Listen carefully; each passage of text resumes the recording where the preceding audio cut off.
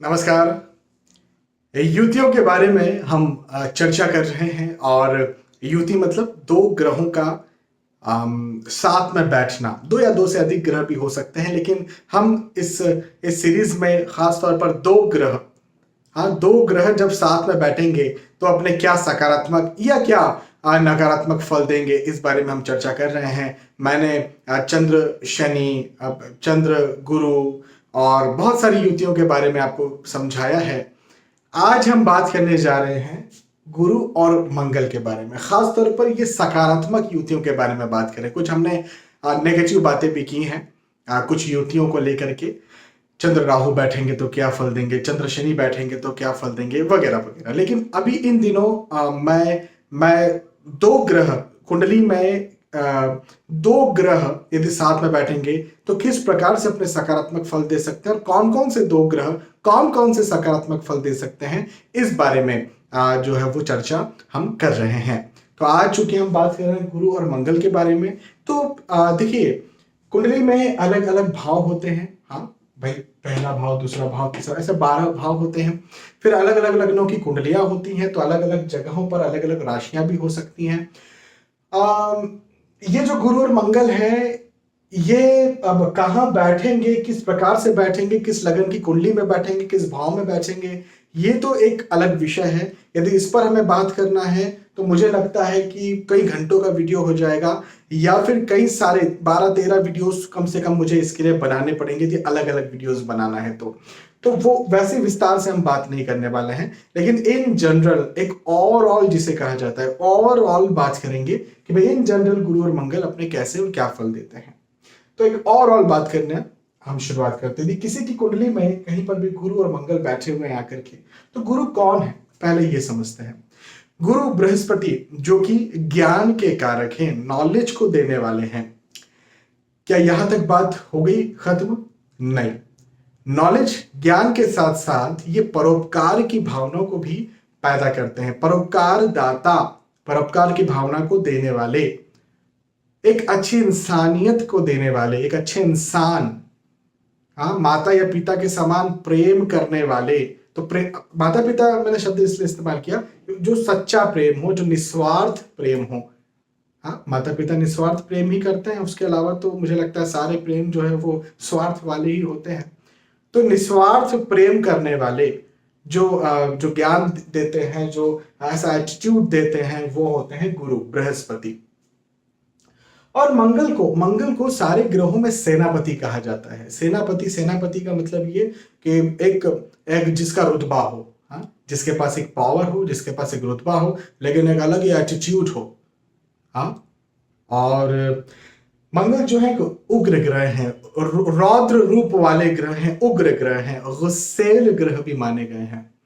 तो मंगल को जो है इस प्रकार का माना जाता है, जो कि गुस्सेल हो सकता है, जो कि एक रौद्र रूप वाला हो सकता है, एक करूंगा मतलब करूंगा, जो जिसको ठानने की क्षमता कह सकते हैं, या फिर कई बार अड़ियलपना भी कह सकते हैं। हाँ, कोई मतलब किसी ने ठान ली किसी बात को कि मुझे करना है, हाँ, तो इसको दृढ़ता भी कह सकते हैं, कई बार इसको अड़ियल भी कह सकते हैं। तो वही स्थिति को मंगल यहाँ पर रिप्रेजेंट करते हैं। चूंकि सेनापति कहा गया है, तो सबको किस प्रकार से लेकर के चला जाए, किस प्रकार से सबको मैनेज किया जाए, ऐसा काम भी मंगल देव का जो है वो होता है।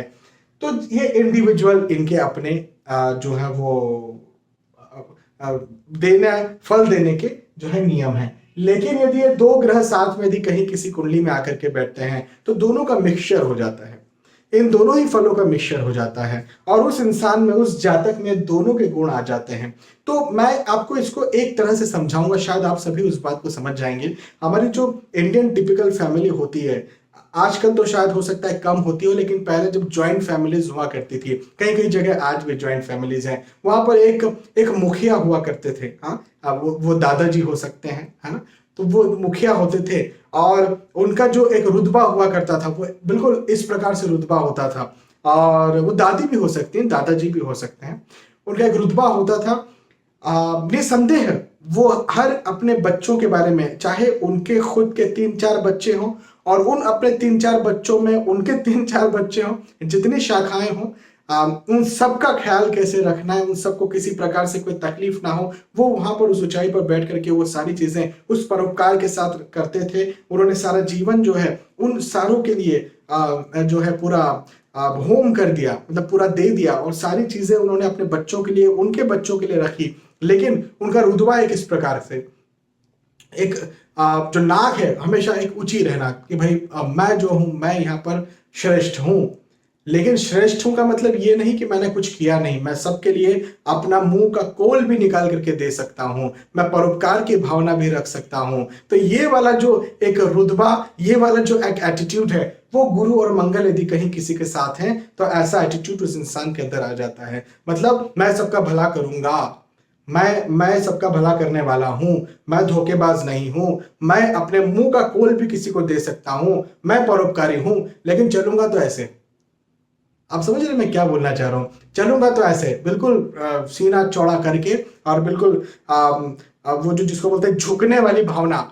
झुकना मतलब दैट नॉट, मेरा मतलब किसी की चाटुकारी करना, हाँ, किसी प्रकार से किसी के सामने हाथ जोड़ जाना, ऐसा नहीं कर सकता कभी। सिद्धांतवादी रहूंगा या रहूंगी। तो ये गुरु और मंगल का युति परोपकार के साथ साथ, अच्छी इंसानियत के साथ साथ, दूसरों के लिए जीवन जीने के साथ साथ एक एक एटीट्यूड वाला इंसान भी बना देता है, एक रुतबे वाला इंसान भी बना देता है, एक सिद्धांतवादी, सबसे बड़ी बात है सिद्धांतवादी इंसान भी बना देता है। और सही रास्ते पर चलते हुए ऐसा व्यक्ति कभी भी रास्ता भटकता नहीं है। यदि उसे प्रलोभन भी दिया जाए, एक रास्ते पर वो चल रहा है, रास्ता भले से उतार चढ़ाव वाला है, लेकिन उसे प्रलोभन दिया जाए कि भैया ऐसा ऐसा करके गलत रास्ते पर चले जाओ, जल्दी पहुंच जाओगे, ऐसा व्यक्ति उस गलत रास्ते को सिलेक्ट नहीं करने वाला है। उसके अपने कुछ सिद्धांत है, तभी तो ना वो ऐसा सिर करके रख सकता है, क्योंकि गुरु बैठे हुए हैं। हाँ, तो गुरु बैठे हुए हैं तो वो उसके अंदर परोपकार की भावनाओं को पैदा करते हैं और अच्छी इंसानियत को पैदा करते हैं। और मंगल बैठे हुए वो सिर झुकाते नहीं है। तो जब ऐसा कॉम्बिनेशन बन जाता है तो यदि वो व्यक्ति कुछ गलत कर भी देगा तो उसका सिर झुक जाएगा, क्योंकि गुरु जो है उसको अंदर से बड़ा त्रास करेंगे, परेशान करेंगे मन ही मन में। तो वो ऐसा गलत डिसीजन लेता ही नहीं है जिससे सिर झुके। हाँ, तो जो मैंने आपको एक एग्जाम्पल दिया था ना, उस एग्जाम्पल पे गुरु और मंगल जो है वो खरे बैठते हैं। ऐसा व्यक्ति बड़ा दृढ़ प्रतिज्ञ भी होता है, मुझे करना है मतलब करना है, और करके रहूंगा या करके रहूंगी वाली जो फीलिंग्स हैं ऐसे इंसान में, ऐसे जातक में जो है वो आ जाती है। तो ये एक अच्छा, ये एक शुभ युति है, ये एक अच्छी युति है। हाँ, ये एक खराब युति नहीं है। दोनों ही एक पार्टी के, बृहस्पति देव भी जो है वो देवता की पार्टी के हैं, मंगल देव भी देवता की पार्टी के हैं, दोनों ही मित्र ग्रह हैं और दोनों ही साथ में बैठे हैं, तो अच्छे हैं। ये जीवन में उन्नति को ही रिप्रेजेंट करते हैं, जीवन में प्रगति को ही रिप्रेजेंट करते हैं, ठानने को, मुझे करना है मतलब करना है, दृढ़ता को ही रिप्रेजेंट करते हैं। हाँ, सिद्धांतों को ही रिप्रेजेंट करते हैं। अब देखिए, जैसा मैंने पहले भी बताया था कि भाई ये युति कहीं भी बन सकती है। हाँ, और मैंने यहाँ पर ना राशियां लिखी है ना लगन लिखा है, तो किसी भी लगन की कुंडली में बन सकती है। तो कोई भी ग्रह इन जनरल, जैसा मैं कहता हूँ, तीसरे, छठवें, 8वें या 12वें भाव में सामान्यतः अच्छे फल नहीं देता। नीच राशि स्थित कोई ग्रह बैठा रहेगा तो वो सामान्यतः अपने अच्छे फल नहीं देगा। हाँ, तो ये कुछ स्थितियों को समझना भी पड़ेगा। मैंने जैसे बहुत अच्छी अच्छी बातें की हैं, लेकिन कहीं कहीं पर ऐसे खराब फल देखने को मिलेंगे और ऐसे फलों में थोड़ी सी कमी देखने को कहीं मिल जाएगी। लेकिन इन जनरल एक ओवरऑल क्या प्रेडिक्शन निकल करके आता है, कैसा होता है, वो मैंने यहाँ पर समझा। आप चाहेंगे तो अलग अलग लग्नों की कुंडलियों के आधार पर कहां पर इसके और ज्यादा अच्छे फल, कहां पर ज्यादा फ्रीक्वेंसी, कहां पर ज्यादा इंटेंसिटी के साथ ही अपने फल देने वाले हैं, कहां पर कम फ्रीक्वेंसी, कम इंटेंसिटी के साथ ही अपने फल देने वाले हैं, या फिर कोई ऐसी जगह भी है क्या जहां ये खराब फल देंगे, तो उन अपवादों को भी हम समझेंगे। यदि आप कहेंगे तो अलग अलग 12 वीडियोस भी मैं बना करके आपको बता दूंगा। खैर, आज एक ओवरऑल जो वीडियो मुझे आपको बताना था, एक ओवरऑल गुरु और मंगल का प्रभाव मुझे जो आपको बताना था, वो मैंने आपको समझाया। बहुत बहुत धन्यवाद आपका, आपने आज का वीडियो देखा। आने वाले वीडियोस में, आने वाले एपिसोड से फिर मिलेंगे, तब तक के लिए जय श्री राम।